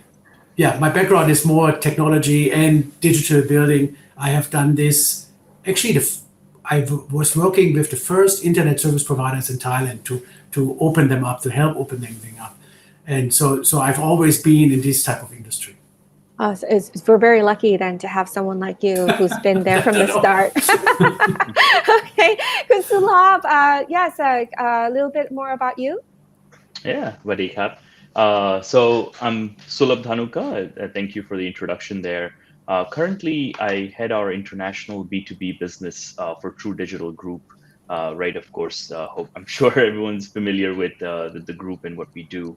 So currently, we're bringing various Industry 4.0 digital technologies, IoT-based technologies, pick your favorite buzzword, right? Across various verticals across Southeast Asia, retail is a very key focus area of ours. Both online and offline. Of course, I'm sure we'll get into it. The current pandemic does impact, how things are moving in that front. But honestly, it is a very exciting time, and that's something that I'm leading and looking to bring innovative solutions. Prior to True Digital, I was with McKinsey, where my primary work was all in the digitalization, digital transformation space. So while it may not have been retail specific, a lot of the concepts, especially around the pole, I was seeing inventory management, supply chain management. These are relevant across various sectors, and I think there's a lot to learn from other industries, right? When it comes to demand forecasting, when it comes to warehousing, when it comes to logistics, we're seeing the growth of that through e-commerce in retail. But several other industries have dealt with it for a long time. So, yeah, so exciting to talk about this. But thank you. Thank you so much for joining us. Just a reminder to our audience, this will be in English, but we will, of course, have some Thai here and there นะคะสำหรับคนที่กำลังเพิ่งเปิดดูนะคะก็เราก็จะมีทั้งภาษาอังกฤษภาษาไทยผสมกันไปนะคะใน panel discussion ของเรา Okay, so I think the first question is, what is your take on technology and its role in the retail space, both in Thailand and overseas? I think since Axel has been in Thailand from the get-go, maybe perhaps you can give your view on how technology has changed the retail industry here in the country. Well, that'd be quite a bit. I mean, let's say you go back a couple of years. Probably the most innovative thing was the new point of sale, and so you can imagine that really is from a technology point of view probably less critical at the time. And I think even actually maybe a couple of months back, I went to a Starbucks when it was open, and the cash register didn't work, no power. And they could write a handwritten receipt, and I give them money, and the coffee machine, out of some reason, worked. So to show you that the technology again is only really doubling down in the last 2 years, where a lot of things changed. Before that, they were also changed probably at a slower pace. I think what we are seeing since COVID, and I'm sure we're talking about this a bit later again. But since COVID came in, there has been quite a bit of an advent. I think what is there is we're seeing probably a network of digital businesses and also traditional businesses digitizing, and they're finding multiple ways of collaborating. So we see, of course, you see True Money bridging the gap in, let's say, 7-Eleven being one example where the app and True Money, the integration in the store and also online is possible, which gives you a big boon. We're seeing AI. I think Sulabh mentioned that we're seeing AI being a significant driver, not only in the sales side, what we usually talk about in better targeting, better customer addressing, but also understanding inventory in the stores and in retail. Also plan at the supply chain, planning supply is an incredibly complex item and becomes now so complex with all of the touch points and channels on the sales and supply side that actually you really need a very sophisticated AI environment, merchandise planning and so on to make this actually effective. I think this is probably this is one side of it. We're seeing payments being newly reinvented. I mentioned True Money, but we're also seeing the advent of buy now, pay later type of concepts, which already in some countries in Asia, in ASEAN is being placed. It's an 4 or 5 months fixed installment for any product or services. Australia is very big in that space. Afterpay, the company is called. We have Atomi in Singapore and others. I think Dolphin does it in Thailand, if I remember correctly. So I think they are these type of integration is probably between payment and some type of loan, supplier loans, and consumer loans, for marketplaces, for online platforms is critical.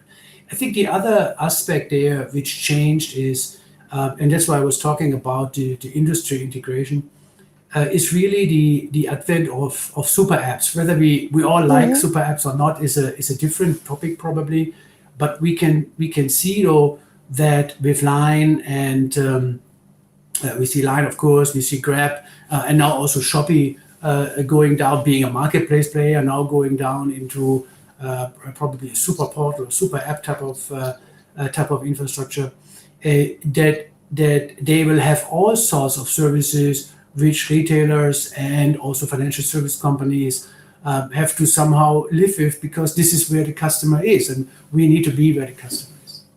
No, you did a great job in summarizing that. I mean, definitely, it's very insightful. เมื่อกี้นี้ที่คุณ Axel พูดนะคะก็คือว่าแน่นอนนะคะเราก็ได้มีการพัฒนาในเรื่องของเทคโนโลยีในการเข้าอุตสาหกรรมการค้าปลีกนะคะสิ่งหนึ่งที่คุณ Axel เขาพูดถึงก็คือ digital business นะคะแล้วก็ AI และการจ่ายทีหลังค่ะหรือว่า pay later และรวมไปถึงsuper apps นะคะ Well, now if you get that and see that there has been progress made in that in terms of that, then how we then compare to overseas then, Kun Sulabh, how are things there?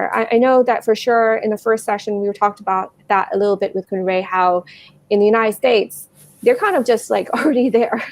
They've already progressed. So how is Thailand compared to overseas?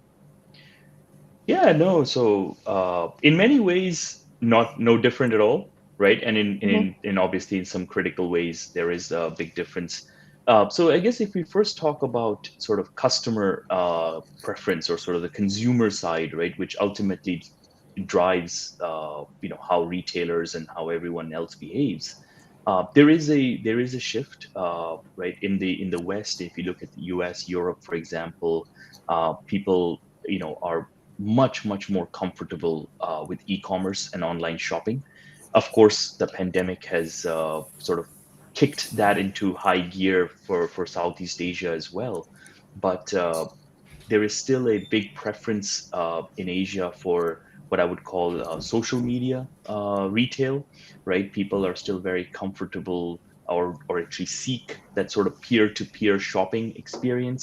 That touch point is really, that's not a medium of retail at all that's prevalent in the West, for example, right? The other big factor is the scale is much larger at times. So with that, we see the advent of things like robotics in warehouses, right? The scale of an Amazon simply mandates that the operations be much more streamlined, and that scale hasn't quite been reached yet. At least when I talk about Southeast Asia, China, etc., the scale is there. The third big factor, I think, is frankly, it's labor cost, right? I think that plays a huge role. Labor is much lower cost in Asia, so a lot of technologies that you would see in the West simply don't make sense for a retailer to invest in, because frankly, I could hire 2 people and get that job done at a lower cost. That does unfortunately at times come with lower efficiencies, right? But that is the nature of things. But I do want to stress that I think the ultimate convergence is happening very quickly, right? We're seeing a lot of the digital technologies and a lot of the consumer preferences when it comes to online shopping, when it comes to the store, offline store look and feel and the experience. Honestly, I think we all expect the same thing, whether we're here or whether we're elsewhere. Yeah, that's very interesting. Oh, and by the way, during this conversation, either of you can step in and give your input as well. I'm just here. Sometimes I summarize in Thai, just for our viewers. But just a minute ago, คุณสุรัตน์ก็พูดถูกนะคะก็คือว่า overseas แล้วก็เห็นว่ามันอาจจะมีความแตกต่างในเรื่องของการใช้เทคโนโลยีซึ่งทาง EU แล้วก็ US อาจจะ approach คือเทคโนโลยีมากขึ้นถ้าเกิดเปรียบเทียบกับประเทศไทยหรือ Southeast Asia อาจจะเป็นโซเชียลมีเดียที่มีบทบาทมากขึ้นนะคะ I think that's really interesting when you talked about that in terms of social media playing a role and it kind of reminded me with my conversation back just a minute ago with Kun Ray how the characteristic of the Southeast Asian market could differ in this that we have a numerous amount of trade going online that may not be you could say like by the big guys but something that is it's like an array of different retailers online right now and do you think that is because maybe perhaps the consumer behavior clings to kind of or tends to follow others online or why do you think we're seeing this difference? Sorry, shut up. Axel, go ahead, I think Axel. you could go ahead and then Sulabh. Well, I would have thought is that in quite a few countries, what we see is actually both happening. There's a marketplace, which is multi-category as a retail operation, and which is comparable, like say, to Amazon, and in Thailand maybe we could look at Lazada and Shopee. But at the same time, we also see that there are specialty retailers, like say one category retailer, and I'm thinking about Convi, for example, or Supersports is another good example, and they would be the best in their category, and from that perspective, they're also successful because we see this in Europe, by the way, in Germany is the same. I'm not so super familiar with the specialty retail in America, but in principle, if I want to have the best advice and product selection on tennis and have a pro consult me, then I go where that is, not where I have to sift through a million similar or same products which I can't distinguish easily, which is one of the downsides in some of the marketplaces, right? So I think what I believe is that we'll see both of these trends continue. One is there is the super player, the marketplace, which probably slowly will evolve to a super app type of thing with multiple services integrated. And at the same time, we have the specialty retail where there is advice, where there is, let's say, community, where there is insight, where there is maybe even networking, who knows. I think these are probably two trends, and I believe in this advent, obviously social shopping is part of that. Actually, again, since COVID has definitely skyrocketed also in Thailand and this region, I think that this relates to the way fairly well how people operate. They go to a department store or they go to a specialty retailer because they have a certain need, right? So that relates to that. Sulabh? Yeah, no. So I think, look, so I can't claim to fully explain the psychology of why social shopping is more popular here, but I think there is maybe a difference that we still prefer that offline interact with a direct person experience, and since we can't get that in a store right now, at least social we see there's a person at the other side as opposed to a big .com or something. And I think that's an interesting challenge for e-commerce sites, right? Whether it's dedicated specialty e-commerce or the Lazada, Shopees, is how do they make the experience more personable, more customized to the shopper, offer some of those tools such as what chat with the pro or things of that nature. But I think that is clearly a question that e-commerce needs to address, which is how do we bring that personal touch, and there are several technologies we may get into that during the hour that are beginning to address that. Definitely, I agree with you. I just wanted to remind our viewers, you can ask questions if you want during our session นะคะท่านสามารถป้อนคำถามได้ในแชทนะคะสำหรับสปีกเกอร์ของเราเป็นภาษาไทยภาษาอังกฤษอะไรก็ได้ค่ะ okay because there's a lot of things that we're going to cover and our conversation has sparked another interesting thing that I've observed as well in terms of using technology in retail. And what Kun Axel said that, they will possibly go together with the big players and then the small players. And at this time, it's very crucial for brands to kind of understand consumer behavior. And what I've observed is that some brands overseas are already trying to get through to the Thai market through influencers as well, which is something that you might not have seen in the past. For example, I was watching, I don't know why, but I think a lot of people are trying to think of camping or going outdoors or whatever. I was watching this YouTuber, a Thai YouTuber, talking about, driving his Jeep and camping out and whatnot. And a product that was featured, that was sponsored in their channel was a power source or whatever. And that was a brand from overseas, which came into, their channel to advertise to the Thai market. Do you see this kind of happening potentially in the future, where even though the pandemic has kind of stopped the globalization process so far, but perhaps maybe, borders will be crossed by using technology and more analytics in consumer behavior? And this is towards anyone in the chat. I think absolutely, right? Even today, for example, if you look on Lazada or Shopee, more than half the goods are actually not originated from Thailand, right? We tend to forget that Thailand, at 70 million population and and a fairly developed economy, it's actually a pretty sizable market. So it's naturally an attractive place for any brand, any retailer to target.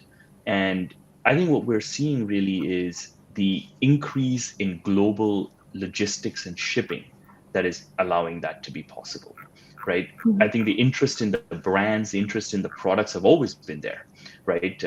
We've always consumed foreign media and been attracted to brands from outside.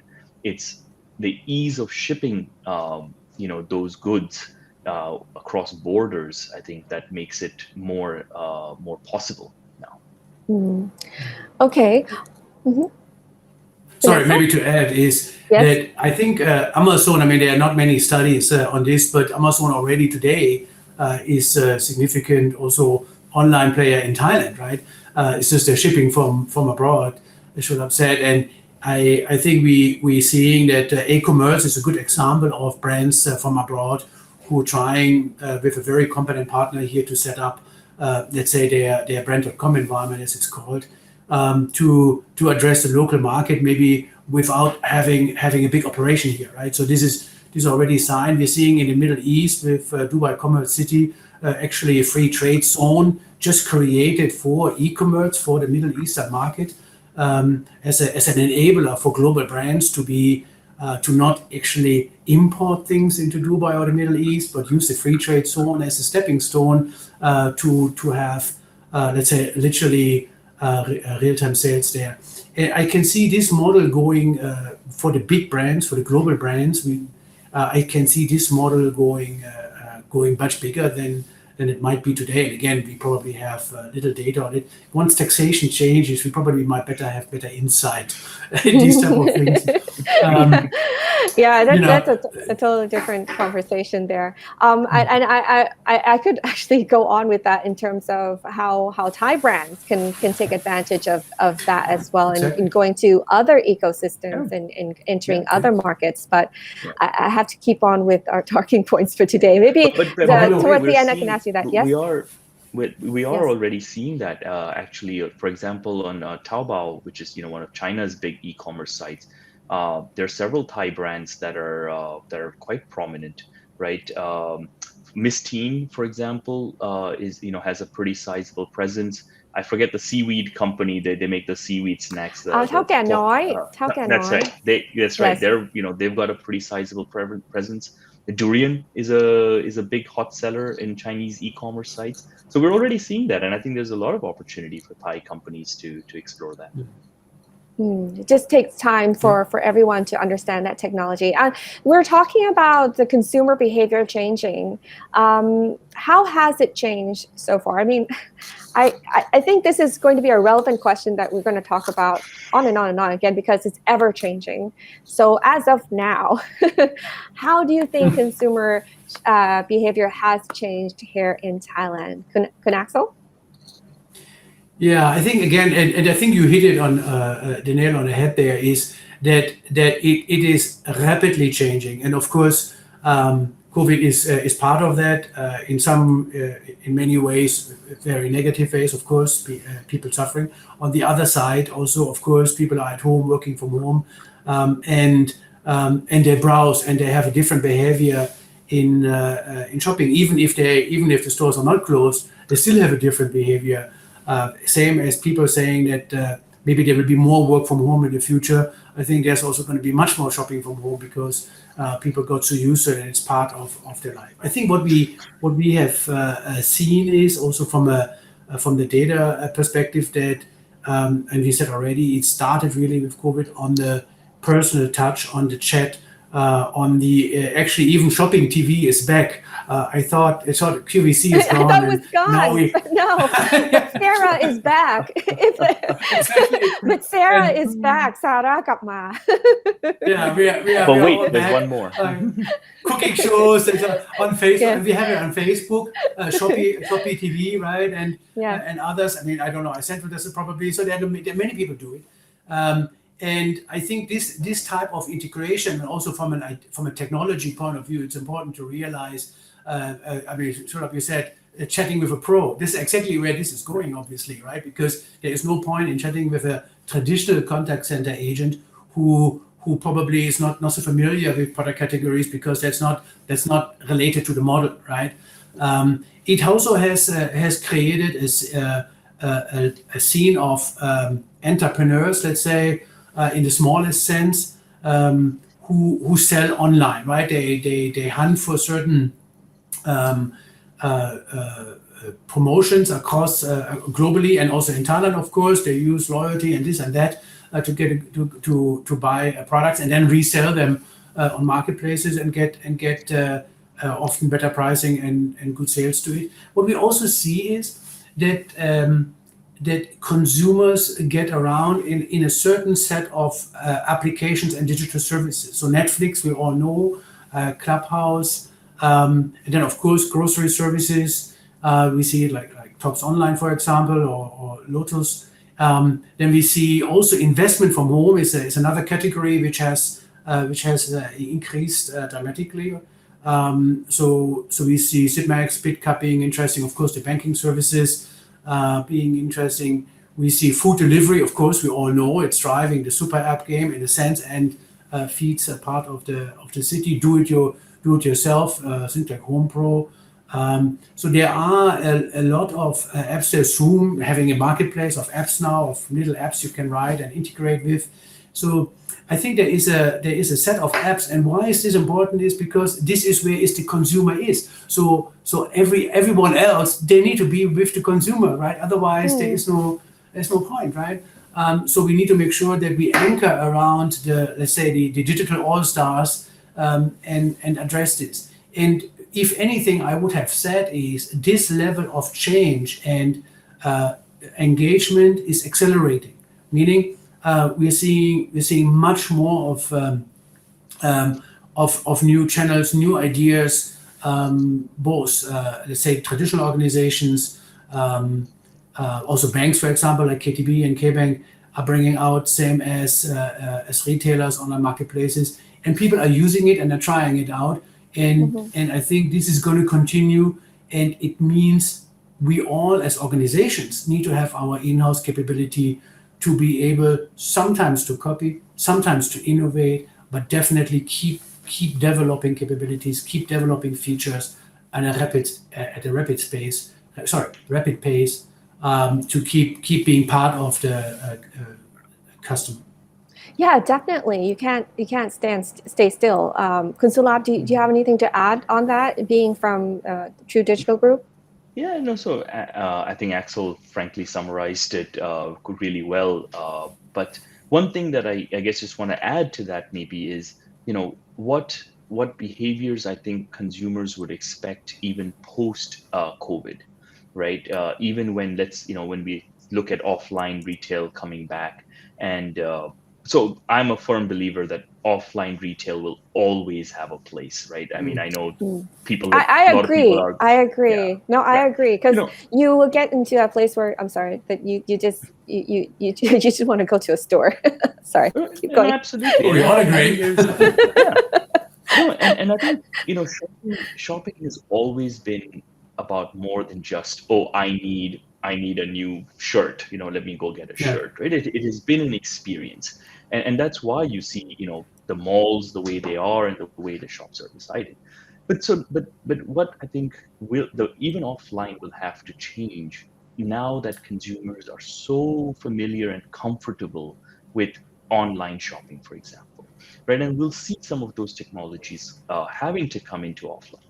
For example, right? I think we talked about sort of chatting with a pro or chatting with the right rep.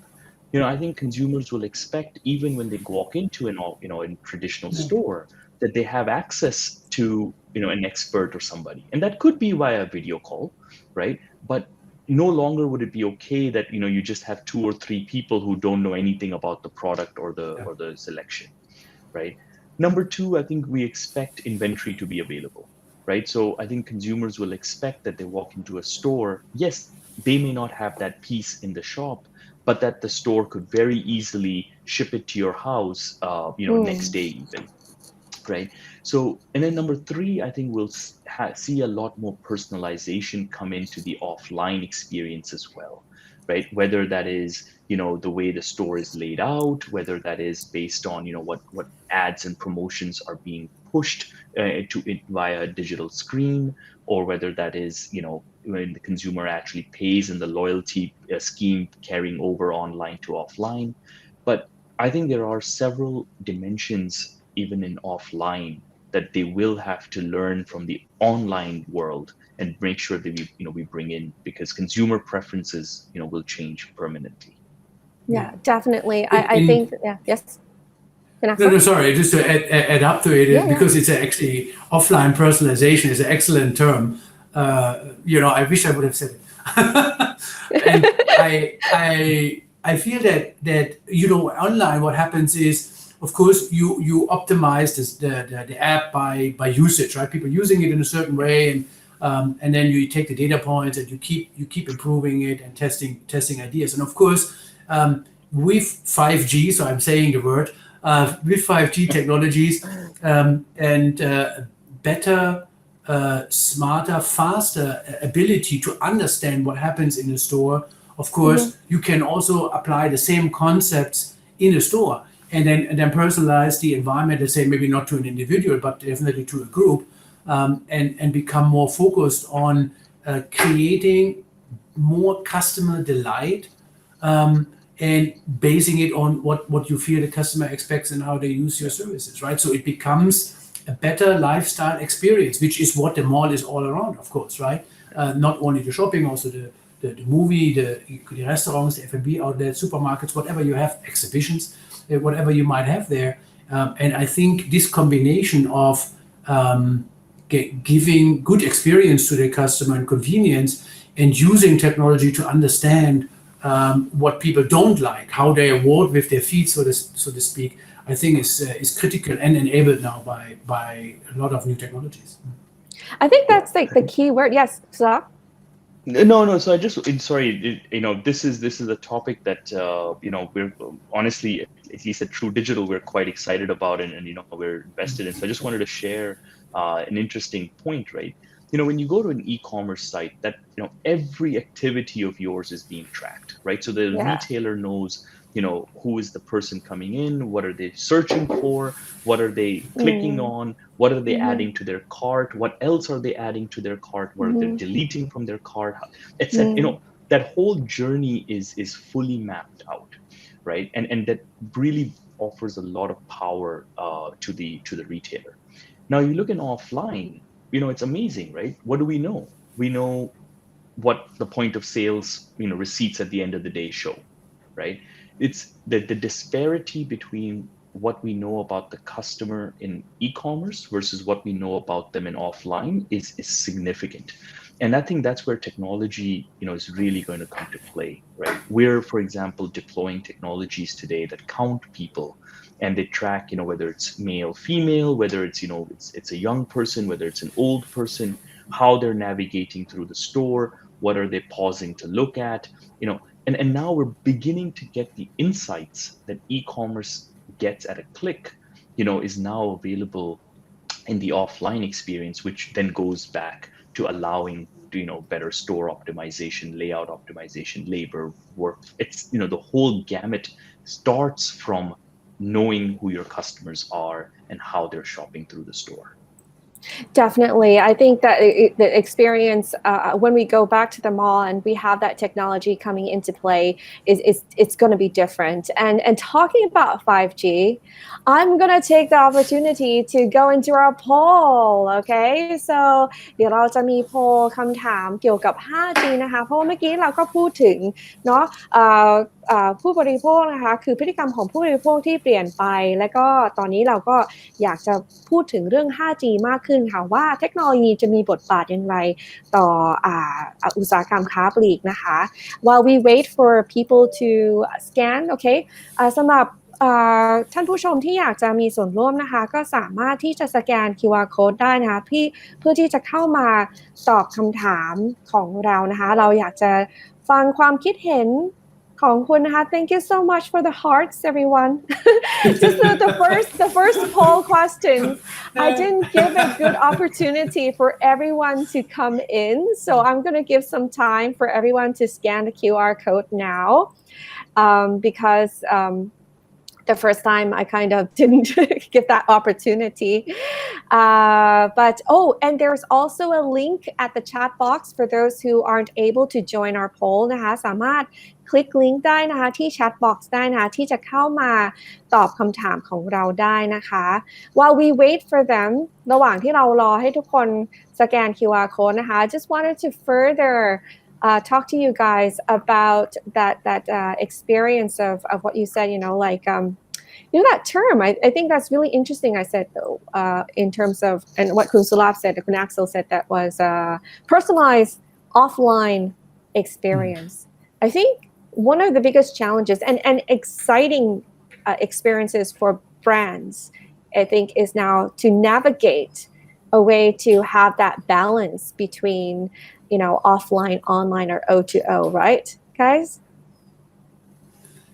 It is a benefit at one side, and it is a complexity because each country, if you think about big brands, or think about Eland and Loft and others, once you are multi-country, it becomes also a challenge. How do you create, let's say, a similar experience in each market, because there are slight differences in them. And I see, however, a lot of the big, also luxury brands, they're investing significantly. I mean, starting from topics like NFT, omni-channel apps. You look at Apple as being a good example. Also in Thailand, Apple stores, the on and offline experience, they do that extremely impressively. Even Starbucks, by the way, my favorite. Having I have too much coffee. But seriously, you can order in the store, you can bring it to your home, and while you can always, it's easy to criticize. So hey, let's this do better, let's that do better. But what I see though is a lot of these things are complicated to manifest, and brands in all categories are going out and do it. So which is the exciting part. Okay, I think we have to start now. The team is like, you've given them plenty of time. Okay, สำหรับคนที่อยากจะมีส่วนร่วมในโพลนะคะสามารถสแกน QR code ได้หรือว่าคลิกลิงก์ below นะคะใน chat box. Okay, let's go to our first question in the poll. From your views, how can 5G technology benefit the retail sector นะคะจากมุมมองของคุณนะคะเทคโนโลยี 5G มีประโยชน์ต่อภาคการค้าปลีกอย่างไรนะคะก็จะมี choice ให้นะคะจะมีทั้ง digital media, augmented reality or AR, virtual reality, customer behavior prediction, interactive mobile apps, store automation, there's no difference from 4G technology. So you don't think that there's going to be any difference?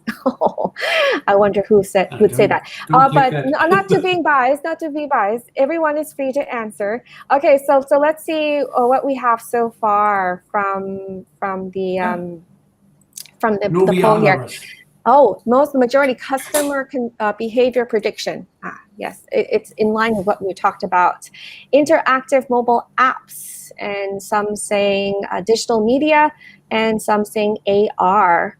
It's interesting, actually. I wanted to ask you guys a little bit before we go to ก่อนที่เราจะไปคำถามต่อไปนะมาคุยถึงเรื่องคำถามนี้ก่อนนิดนึงค่ะ What do you guys think about AR or augmented reality? I mean, the technology has got there. You know, it's better, but I mean, are we going to have to like put on glasses every time we go into a store or something, or is it going to be what we're seeing now, just like more of an experience in store?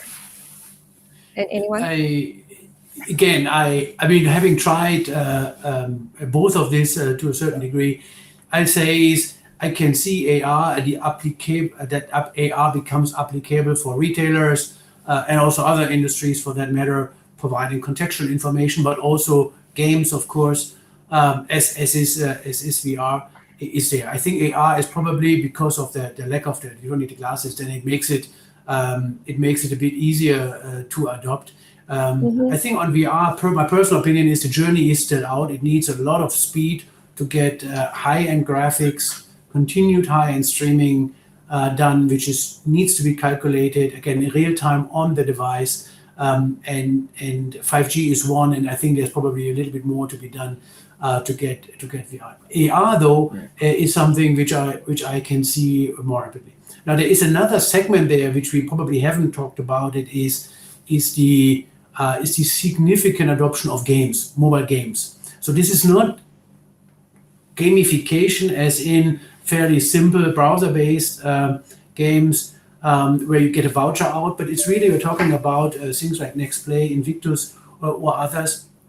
And I think here I fear that there are in Thailand, I think it's about 25 to 26 million gamers who daily use their games. Here I can see some of these components playing in, and that also becoming more as an integrator to retail, to again location-based games, and that will also need a significant amount of bandwidth, which then 5G is going to enable. There may be a few other items there which we shouldn't forget is like smart shelves, monitoring shelves. You have Amazon Go in your mind, where it's actually done by cameras. It knows what you grab and it credits it to your account.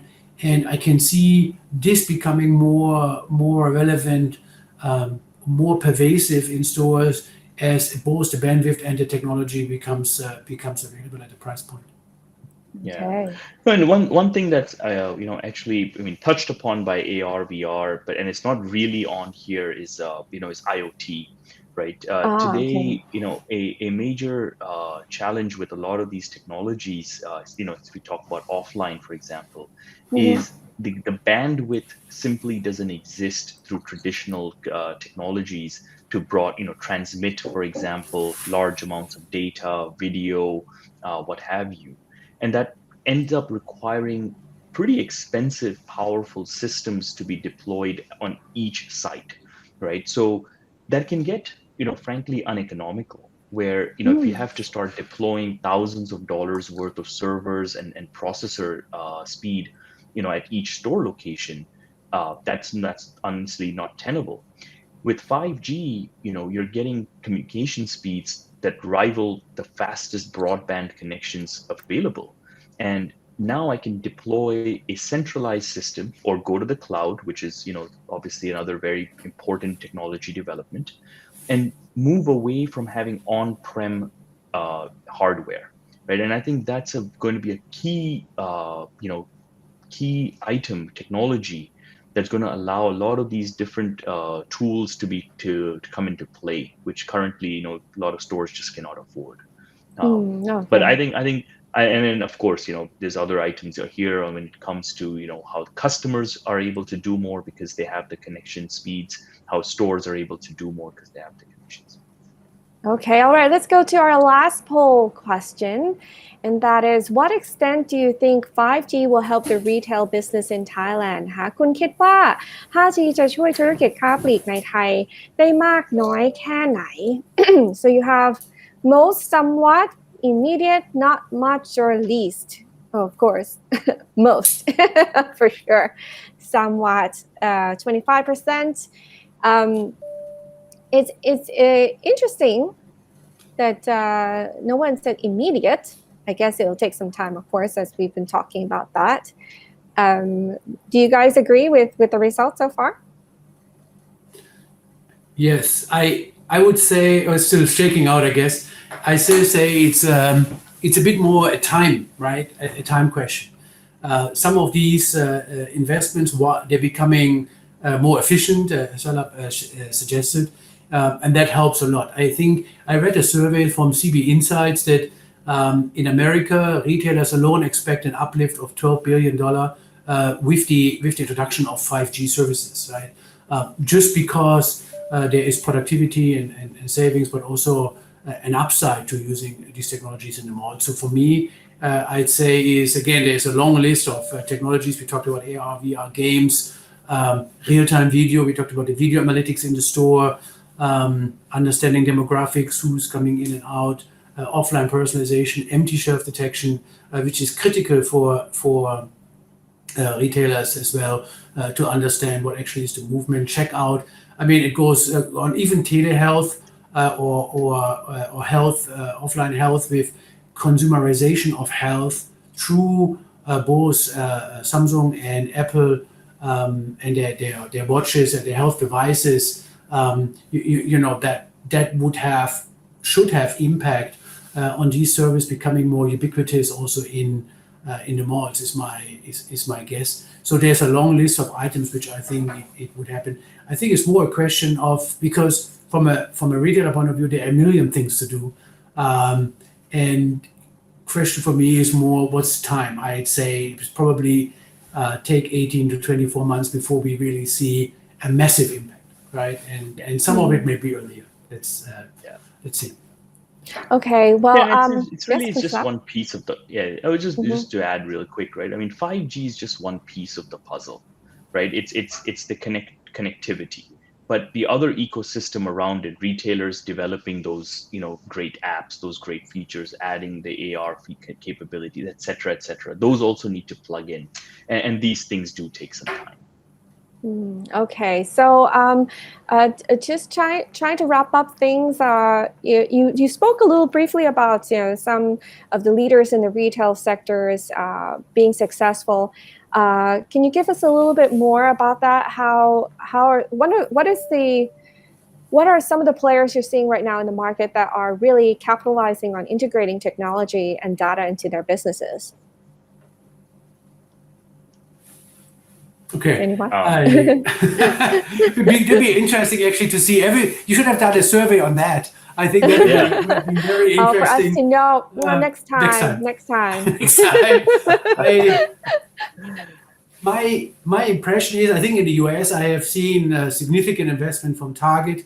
I think they're being also seen as one of the very strong omni-channel retailers. Kroger is another one.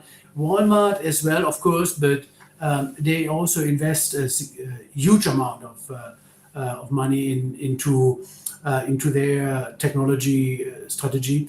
They're doing well, of course. Closer to home, I feel, of course, maybe if I look at Singapore, we see Singapore Airlines actually, the Changi investment and related omni-channel features across the city, which they're tying up now. I think they're doing extremely well. Capital Mall. And then in Thailand, again, 7-Eleven, I mentioned it before. I dare not say Starbucks, but Sephora as a different name. Let me say Sephora. I think Sephora is doing a fantastic job. Virtual try-ons and so on. Again, 5G being critical here, and they do already a lot as in with color advisory online and so on. All right, and yeah. Then, I could go on and on. There are actually many good examples. I have to stop you now because we have to be on time. We are live on TV as we all both know. So I'm gonna let Kun Sulabh start with the closing question the point here, and that is any last thoughts, okay, on what we've not talked about 5G and its role in the retail sector, Sulabh? No, nothing really new. All I just wanted to say is, just to answer that last question, right? Rather than brands, it's a question of what are the best leading retailers doing, right? And I know everyone's heard this, but I cannot stress this enough, right? It's using the data you have, finding additional sources of data to collect, and then really bringing all of that into delivering that customer experience. Retail is all about, excellent customer experience. The polls have shown that. We've talked about it at length today, but how do you use the data you have, right? Use the POS data, use the customer loyalty points data, bring in new sources of data, and that is gold. And the best retailers are doing that better than others. That's how to win. Okay, Axel? Yeah, I think I think Sulabh is actually spot on. I think it's really the integration of points, the partnership framework, I would call it, which is emerging. I think is critical, and then focusing on providing unparalleled customer experience, because that will always win. And it's also the most difficult thing to make customers happy. But that should be the focus, not internal policies or divisions and departments. I think this is where the journey is to go. Okay, thank you so much to both of you for giving us your time here. An hour is definitely a quite a long time, but it feels like it flew by because we definitely are hearing very good, innovative solutions from you two, and we look forward to hearing more from you in the future. Thank you so much ค่ะขอบคุณมากค่ะ สวัสดีครับ โอเคค่ะแล้วก็ขอบคุณอีกทีนึงค่ะคุณ Axel Winter และคุณ Sulabh Dhanuka ค่ะสำหรับการแบ่งปันข้อมูลเกี่ยวกับการบูรณาการระบบ 5G ในการค้าปลีกของประเทศไทยณปัจจุบันและการแบ่งปัน case study ที่น่าสนใจต่างๆที่เกี่ยวข้องกับการพัฒนาในครั้งนี้นะคะสำหรับกิจกรรมดีๆจากทาง True 5G Tech Talk ในครั้งหน้านั้นนะคะเราก็จะมาแบ่งปันข่าวสารและสนทนาเกี่ยวกับอุตสาหกรรมการเกษตรนั่นเองค่ะที่กำลังถูกขับเคลื่อนโดย 5G ในหัวข้อครั้งถัดไปนะคะเราก็จะพูดถึง agriculture ค่ะมีผู้เชี่ยวชาญอย่าง David Farquhar CEO ของ Intelligent Growth Solutions ดร.มหิศร ว่องผาตินะคะ CEO ของบริษัท HG Robotics และคุณอารินพฤกษานุศักดิ์ค่ะ Agricultural Vertical Lead ของบริษัท True Digital Group รวมไปถึงคุณอุกฤษอุณหเลกะค่ะ The Co-founder and CEO of Recult โดยจะจัดในวันที่21กันยายนนะคะท่านสามารถติดตามข้อมูลที่เกี่ยวข้องกับทอล์คของเราที่ Facebook Page Techsauce Thailand ได้ค่ะสำหรับวันนี้ดิฉันขอลาไปก่อนแล้วกันนะคะแล้วพบกันใหม่ใน True 5G Tech Talk sponsored by Huawei ASEAN Academy ในครั้งหน้าค่ะสวัสดีค่ะ